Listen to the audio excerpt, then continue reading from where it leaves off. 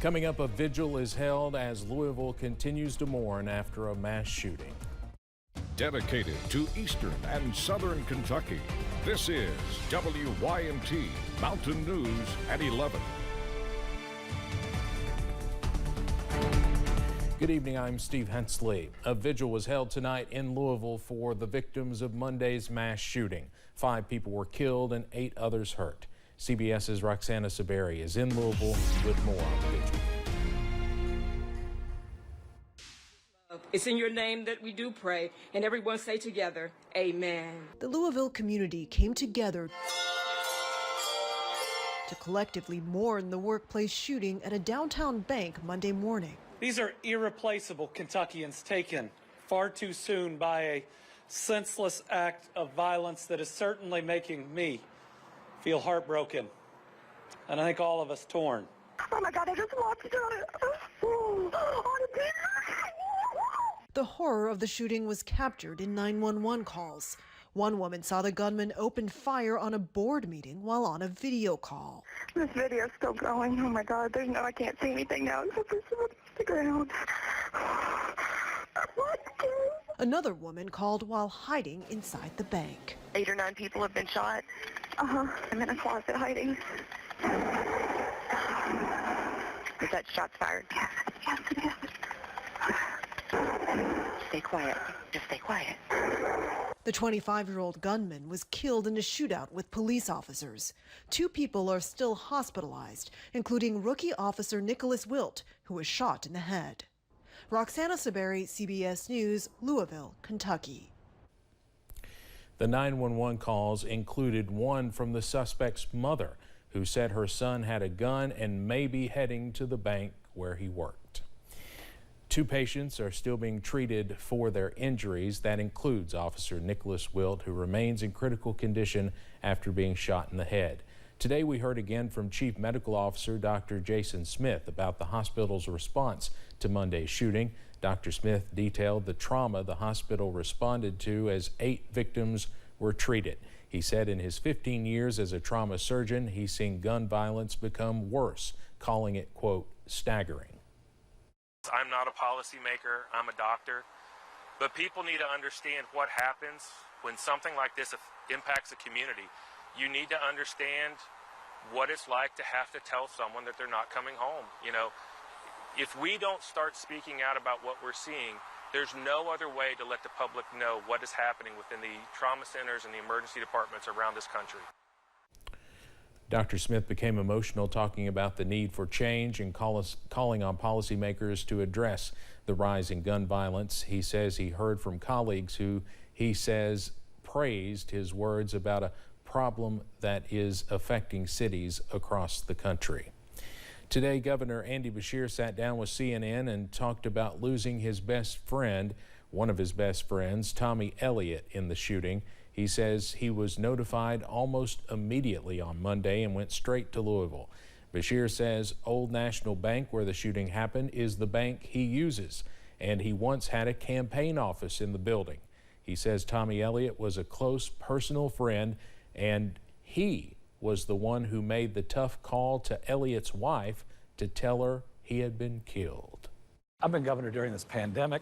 I've been governor during tornadoes and floods and negative 45-degree wind chills and everything else. And we've lost a lot of people during those, but calling your friend's wife, who's also your friend, to tell her that her husband is gone is amongst the hardest things I have ever done. But at the same time, she deserved to know. And the governor also expressed sympathy for all the families involved, including the gunman's. He says even though he killed his friend, he can't imagine what his parents are going through right now.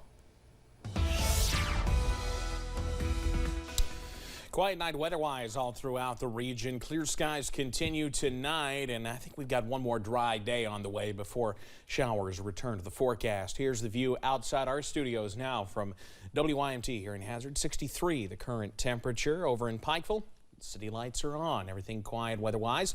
Already seeing some temperatures dipping into the 50s. Manchester's at 54. Elsewhere, we remain in those upper 60s right now. So everybody's slowly taking a dip into the 50s. Excuse me, as we head into tonight. Your forecast first, as we head into as we look at the running forecast, looking pretty nice as we head through the next few hours as we head into tomorrow morning. And your breakfast forecast looks pretty nice as well. We're seeing plenty of sunshine, or at least clear skies to start the day, and sunshine once the sun comes up. Details, though, on when showers return in a few minutes. Steve? Evan, thank you. A man accused of killing a Leslie County couple and their 3 small children is a free man tonight. Chris and Amanda Sturgill and their 3 children were murdered 19 years ago in Leslie County. Shortly after their deaths, police arrested Clayton Jackson of London. Jackson was convicted of murdering the 3 kids in 2011, but the verdict was later overturned by the Kentucky Supreme Court. With no retrial in sight, Jackson was released from the Jackson County Detention Center on Monday, but on an ROR bond that says he must come back for any upcoming trials. For more information about the case and all its twists and turns, you can go to this story on our website. A Bell County man is in jail tonight accused of breaking into a woman's home, assaulting her, and then setting the home on fire. Dispatchers say it happened off Harbaugh Heights Road near East Pineville. Deputies with the Bell County Sheriff's Office say Kenneth Brock broke into the home with a shotgun, tried to take a shot at the woman, then set the house on fire as he ran. Deputies were able to catch him before he got too far into the woods. The woman had a no-contact order against Brock, and the extent of her injuries is not known. Brock was taken to the Bell County Detention Center, booked on a number of charges, including arson, domestic violence, and fleeing or evading police. A Wise County, Virginia man admits to causing the death of a woman while cutting down a tree in 2019. 39-year-old Tony Curtis Osborne of Pound pleaded guilty to involuntary manslaughter. Court documents say Iris Walker was driving on US 23 when a tree cut by Osborne from 30 feet above the road fell on top of her car. Officials say Osborne was not authorized to cut the tree and did not follow safety regulations. Osborne will be sentenced in July. A new report from Kentucky transportation officials says state roads may be getting a little safer. Data from Kentucky Transportation Cabinet's Office of Highway Safety and Kentucky State Police shows there were 744 traffic fatalities in 2022. That's down more than 7% from the year before. It marks the first time since 2018 that Kentucky has seen a drop in highway deaths. Among the deaths in 2022, state officials say 57% were not wearing seat belts, 33% involved speeding or aggressive drivers, and 15% involved alcohol. Hundreds waited in line for a free Easter meal today in Hindman. The meal was donated and served by Kate's Food Tent, a part of the nonprofit Roscoe's Daughter. Kate Clemens runs the tent and has since the July flood, serving free meals to hundreds nearly every day of the week. Clemens says she's grown close to many of the people who rely on her free meals. The flood happened almost 9 months ago, and everyone in line, we've all become one family, and it's just so special that we've spent every holiday together over the last 9 months. Clemens says she believes the need for Kate's Food Tent is as strong today as it was when it first began. A Breathitt County nonprofit needs a new location. The Breathitt County Hunger Alliance has temporarily operated out of an old church, but now CEO Patsy Blair says she needs a bigger space to work out of. The nonprofit hosts several giveaways and programs for the community. Blair says the new programs are causing the space to become more crammed. They bring in a lot of supplies. I have one organization that is wanting to send in 8 to 12 trucks a week of free items to be donated, to be distributed, freely to people that are in need. Claire says with help from organizations like the Society of St. Andrew, they have been able to launch seed programs to teach people about self-sustainability. The national emergency issued in response to COVID-19 has ended a bit earlier than expected, but public health officials say it was definitely time. WYMT's Jordan Mullins has more from officials in Pike County and how the end of the national emergency reflects and affects the region's current COVID situation. On Monday, President Biden signed a bill to end the national emergency in response to COVID-19 that was introduced in 2020. In Pike County, public health officials say this is a step in the right direction. We're 3 years deep now into this virus and the impact of it. So it's not really an emergency when it's not quite so urgent and quite so unknown. But while the pandemic might be over, COVID-19 is still around. Really, we're still dealing with COVID. I would not say that COVID is over. It's just that we have much better understanding of how it's going to impact our community. But in much lower numbers, from more than 200 new cases per week at the peak of the pandemic to now nearing just 14 a week. In Pikeville and in Pike County, COVID is at the lowest rates it's been in the last 3 years. In the hospital now, you'll find only very few people that are hospitalized for COVID itself. And officials see communities returning to normal. I think life is starting to get back to normal a little bit. You can see it in the community. There's always threats that variants can change, that we can have resurgences. But for now, we're in a pretty good place. But say they are still keeping an eye on any changes. In Pikeville, Jordan Mullins, WYMT Mountain News. Pikeville Medical Center's Chief Medical Officer Dr. Aaron Crum added that many medical facilities, including PMC, have significantly relaxed masking and visitor guidelines within the past few weeks. As the separate public health emergency is ended in early to mid-May, Pike County Public Health Director Tammy Riley added that many federal and state programs such as WIC and SNAP may be back to in-person meetings as well.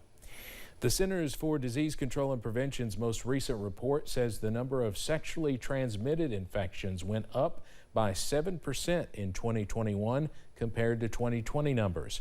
Health officials say limited access to regular checkups during the pandemic is just one of many factors that play into the increase in STI cases.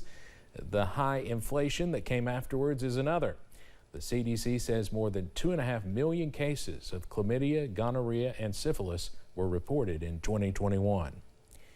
The Pikeville Police Department is turning on its blue lights, not for arrests, but for awareness. WYMT's Buddy Forbes has more about the department's Autism Awareness initiative. A new accessory all about acceptance. Captain Russell Blankenship, along with some of the other administration admin, come up with the idea of let's figure out something where we can show, get out here and do this. And the best way to do it is everybody sees our cruisers. The Pikeville Police Department is embracing a new Autism Awareness initiative, showing its support with colorful, puzzle piece, badge-shaped decals. We thought that would be just a sign of that we care. We want to make sure the community knows we care.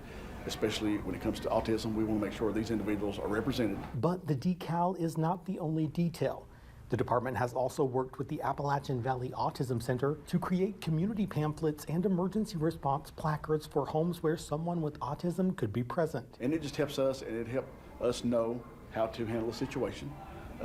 Maybe turn the blue lights off, no sirens, things like that we know. The officers arriving on scene knows, oh, let's arrive and not upset. Officers say it is all about being advocates and being educated, so first responders can be prepared. We will make sure that we do the best we can do to understand and care for everybody. And so that's why we're doing this. It's the first time that we've ever done anything like this on our police cars, but it won't be the last time. This is just the start of it. Making sure every piece of the puzzle is protected. In Pikeville, Buddy Forbes, WYMT Mountain News. Placards for families will be available at the department soon. You can contact the police department for more information. Coming up on Mountain News at 11, an Eastern Kentucky choir is already preparing for a big event next year in our nation's capital. Plus, we continue to watch the potential for showers moving back into the region later this week. Those details ahead.